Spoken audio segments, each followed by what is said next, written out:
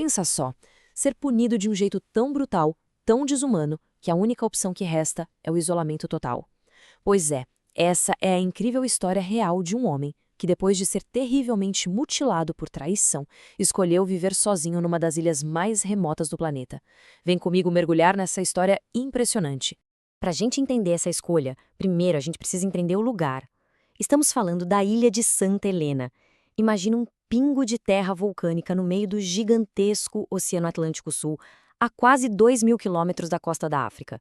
Foi descoberta pelos portugueses lá em 1502 e era só um lugar para pegar água, comida e seguir viagem. Nada mais. Um lugar de solidão absoluta. E essa é a grande questão, né? O que levaria alguém a escolher voluntariamente um exílio desses?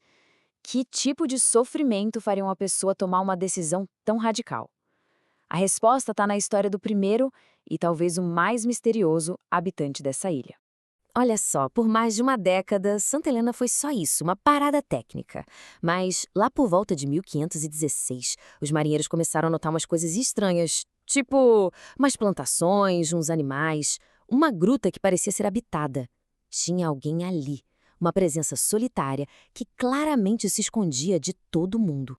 Ok, para descobrir a identidade desse homem, a gente vai precisar voltar no tempo e viajar para o outro lado do mundo, lá para a Índia Portuguesa, no comecinho do século XVI. Esse aqui é Fernão Lopes, um nobre soldado português. Ele fazia parte da tropa que conquistou Goa. Só que quando o chefe dele, o famoso Afonso de Albuquerque, se ausentou, o Lopes fez o impensável. Desertou. E não foi só isso não.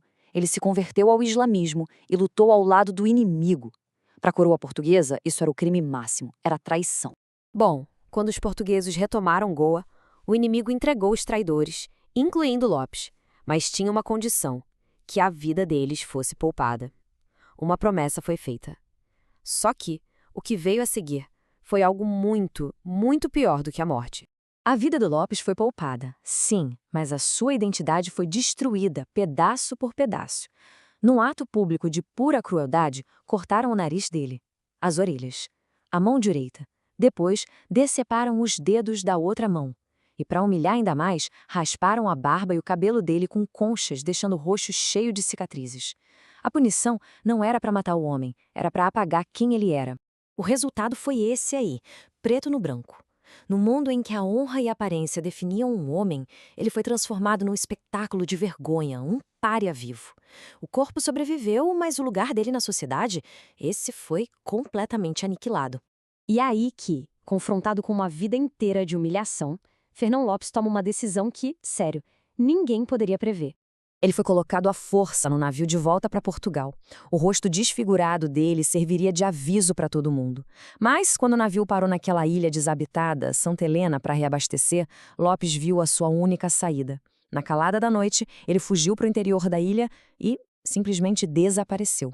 Ele escolheu o nada em vez do escárnio. A motivação dele era uma força poderosíssima e esmagadora: a vergonha. A ideia de voltar para casa, para a família, para o seu país, naquela condição, era simplesmente insuportável.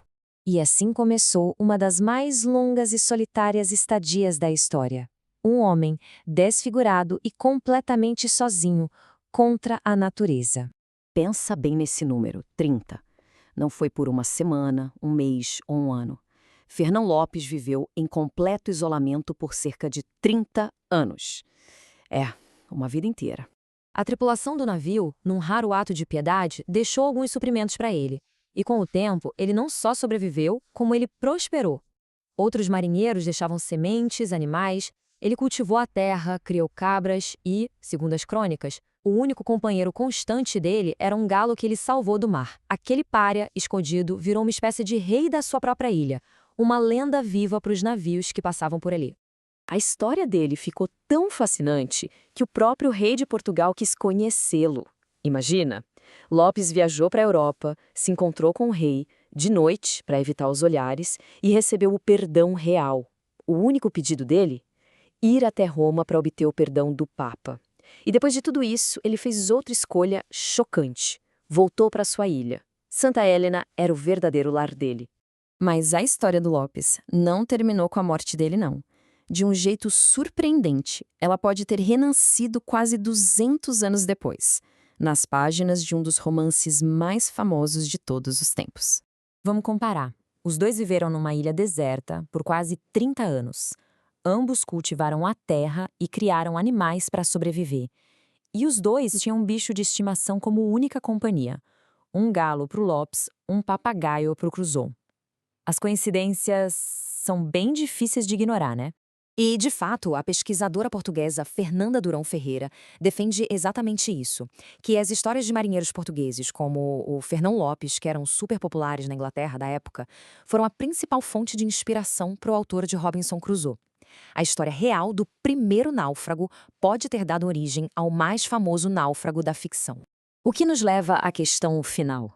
A vida de Fernão Lopes foi uma tragédia de punição, isolamento, ou foi um triunfo do espírito humano que encontrou um jeito de ter controle, perdão e paz nos seus próprios termos, longe do mundo que o rejeitou? Queremos muito saber a opinião de quem está assistindo. Foi tragédia ou foi triunfo? Deixa aqui nos comentários. E claro, aproveita para sugerir outros temas fascinantes que a gente podia analisar por aqui. E para não perder mais nenhuma dessas explorações de histórias incríveis, já sabe, né? Se inscreve no canal. A gente se vê na próxima.